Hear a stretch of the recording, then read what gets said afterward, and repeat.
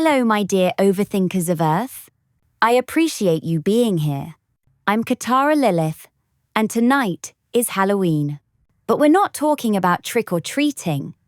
We're talking about some really deep shit tonight. So if you're not ready for it, please leave. Because what's coming isn't candy, it's truth. Well, guys, every episode I say is going to be difficult, but tonight it's going to be freaking impossible. Because my brain is going in circles, and the topic itself is a circle. As a loop, you can't escape once you start thinking about it. I want to talk about what we are, not who we pretend to be, but what we actually are. In terms of the body, we inhabit the mind that drives it, and the soul that observes it all. Because the body, this physical frame, is just a vessel, a vehicle, a tool, and the head, the skull, is the box where the mind lives, where your entire you hides. When someone dies, we don't say Jane Doe died. We say the body was found, the body was transferred, the body was examined. We detach the identity from the vessel because deep inside we know Jane Doe isn't the body. Jane Doe was what lived inside. When the processor stops, when the current goes out, the program ends. And all that remains is hardware. That same body once baked bread, walked 2 miles, lied to someone, or protected someone. It worked as a cashier, or a plumber, or a queen. But all of that was just the physical manifestation, of what the mind decided, and the soul allowed.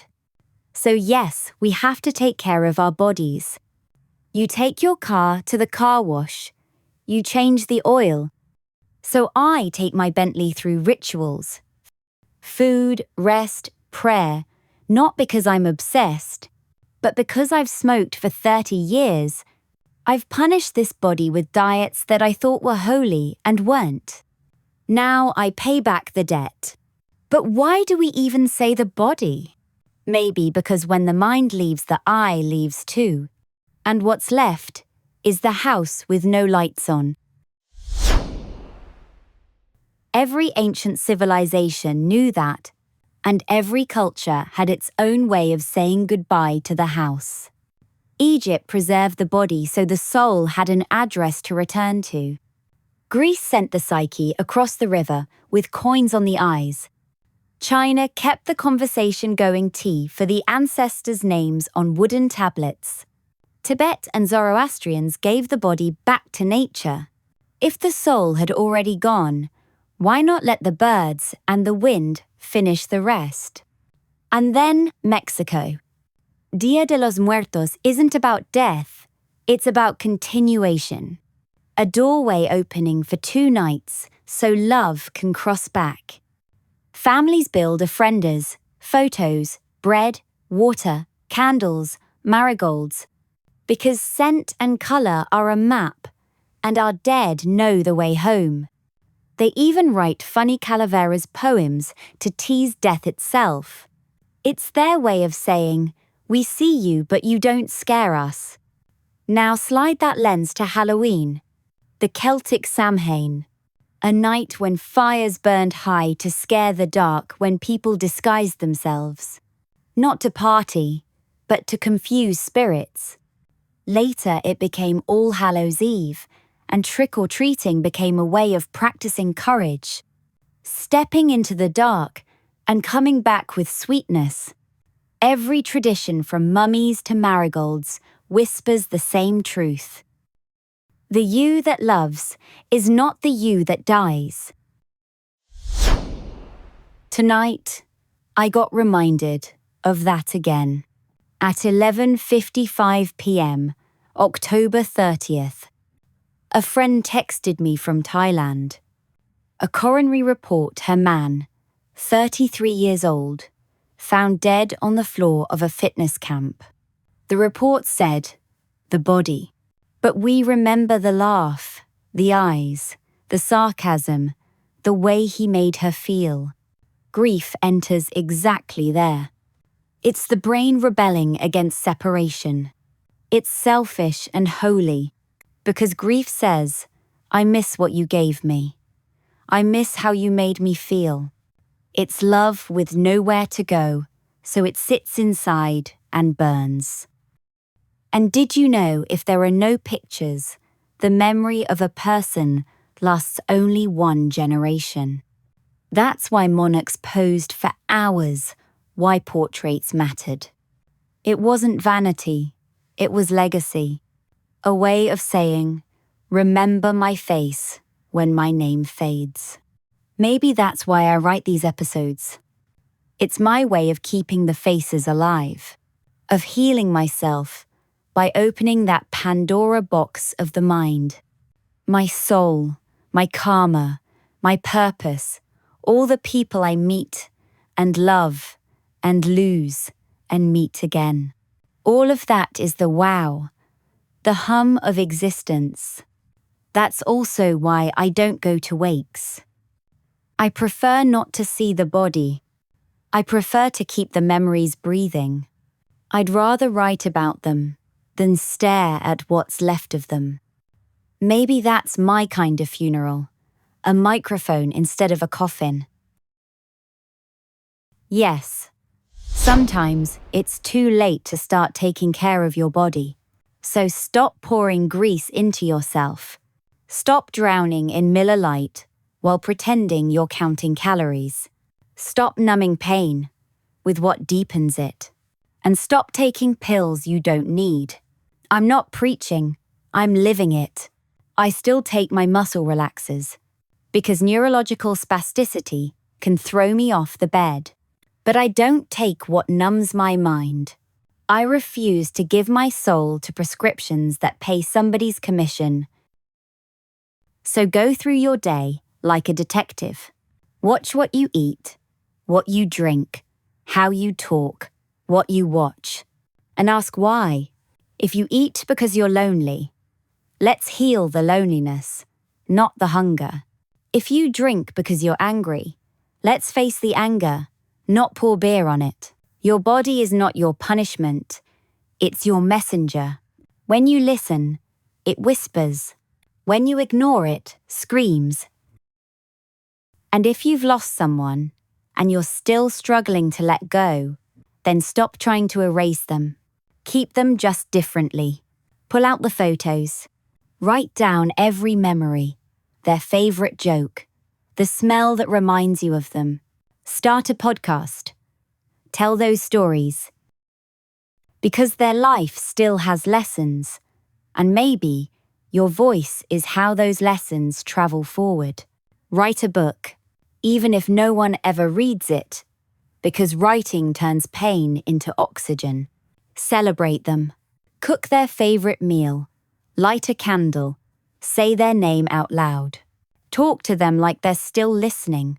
Because energy doesn't die, it just changes frequency. And when you cry, let it move through you, not drown you. And if no one ever listens to this personal diary of mine, I hope my children will one day when I'm gone. Grief isn't meant to be permanent.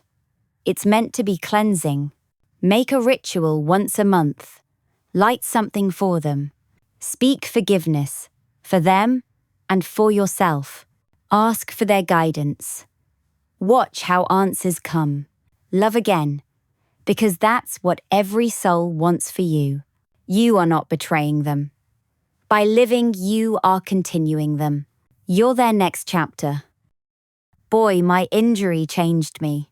100 days in coma, and I remember nothing. No tunnels, no white lights, no angels. The first thing I thought when I woke up was, why is my manicure so outgrown? And maybe that was the universe reminding me that humor is proof of life, that the soul survives even when logic doesn't. Now I live close to the earth. I chill in good energy. I plant things I breathe. I love. I teach. I spread whatever light I can because I know how dark it can get. So if you're still here, still breathing, still hurting, still hoping. Remember this.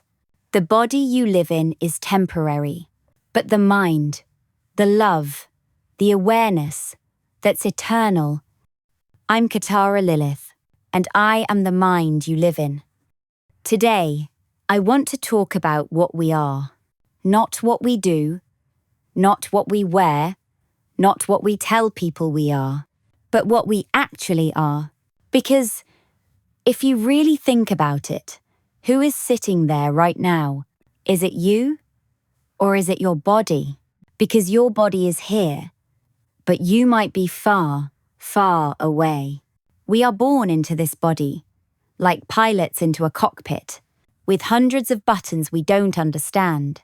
Hormones, neurons, emotions, reflexes, and nobody gives us a manual.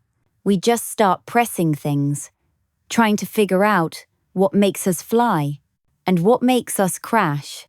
And so we live controlling this machine, sometimes gently, sometimes recklessly. But eventually we start to forget that we are not the machine.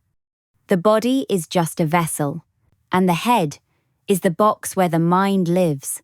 The mind is the passenger, the voice, the narrator, and somewhere, even deeper, behind the voice, is the soul. That quiet, observing consciousness that doesn't move, but feels everything. So when that processor stops, when the electricity goes out, the program ends, and all that remains is hardware, useless, without the light that powered it. That same body once baked bread. It hugged children. It worked as a cashier. It lied. It loved it. Cried. It made choices, but only as a puppet of the mind. And the mind was driven by the soul, or by the trauma that replaced it. Because sometimes the driver's seat gets hijacked, not by your higher self, but by your pain, by the voices that raised you, by the fear that taught you to shrink, by the expectations that made you forget you were free. So yes, we have to take care of the body, because it's the only car we get for this lifetime. I've called destruction self-discipline, and I've starved myself in the name of being healthy. But really, I was just disconnected from myself. Now I take care of this body, because it's my sacred space, my temple, my laboratory. It's how my soul moves, how it feels, how it loves. But let's go deeper. What is the mind really? Because we say my mind is racing, my mind is tired, I can't control my thoughts. But who is saying that? Who's watching the racing mind? Who's observing the thought that says, I can't stop thinking? That's you, the real you, the observer, the soul, the consciousness. You see, the mind is like a river, and the soul is the sky, watching the river move. But we forget that we jump into the water thinking we are the current, and we drown in anxiety, in comparison, in noise. That's why we meditate, not to silence the mind, but to remember we're not the mind, to return to the sky, to the space between thoughts, to that stillness that existed before language, before fear. And yet the mind is sacred too. It's the translator between soul and body. It's the processor of divinity, the tool that turns energy into words, feelings, into art, pain, into wisdom. So, if you mistreat your mind, you mistreat your connection to the divine. You clog the channel, and suddenly, you can't hear your own intuition. You start mistaking anxiety for warning signs, fear for instinct, and noise for truth. That's when people start saying, I don't know who I am anymore, because the voice of the soul got buried under too much thinking. The brain, meanwhile, is just the hardware. It's the wires, the circuits, the engine that allows it all to happen. The brain is the organ, the mind is the software, the soul is the power source, and the body is the vehicle. So take care of all of it. You wouldn't drive a Ferrari with no gas. You wouldn't put cheap oil in a Bentley. And yet so many of us feed our bodies garbage, feed our minds fear, and feed our souls nothing, and then wonder why we feel empty. And here's a truth that hurts. Most of us spend our lives decorating the body, the car, trying to make it desirable, beautiful, but almost nobody learns to drive it, to sit inside quietly and understand the dashboard, the signs, the check engine light that says something is wrong. We ignore the pain. We silence the discomfort. We pop a pill or distract ourselves or buy something because it's easier than listening. And that's why we don't heal. Because healing is not about fixing the body. It's about remembering who drives it. When people say, "I found myself," what they actually mean is, I remembered I'm not the body. I'm the voice behind the eyes, the pulse behind the heartbeat, the silence between two thoughts. The body dies, the mind decays, but the soul keeps traveling. It's the only part of you that doesn't need language, doesn't need approval, doesn't even need to be believed. It just is. So tonight, when you take a shower, look at your body and say thank you, because it carried you here, through heartbreak, through hunger, through exhaustion, and still, it listens to your mind like a loyal servant, waiting for new instructions. Maybe tell it something new tonight. Tell it, "You're not just a body, you're my home." And feel how instantly it relaxes, because finally, it's being seen, not just used. So yes, today's topic was impossible, because you can't really explain what we are. You can only feel it. In the moments when your body goes quiet, your mind goes still, and all that's left is awareness. That's you. That's where I live. And if you listen closely, you'll realize I'm Katara Lilith, and I am the mind you live in. And before grief or self-distraction ruins your life, come check out my retreats at Elike. I've seen people who blew their entire fortune in casinos, trying to numb the pain. I've seen people who drank themselves into unconsciousness, lost jobs, families, respect of their own children, not because they were weak, but because they were never guided, never supported. We're not grief counselors, and I don't position myself as a psychologist. I'm a coach, a soul fuel messenger, and I can help bring you into a higher vibration where you stop surviving and start remembering who you are. So if you're ready, come join me at elikoy.space, and I'll see you next week, right here, in the mind I live in.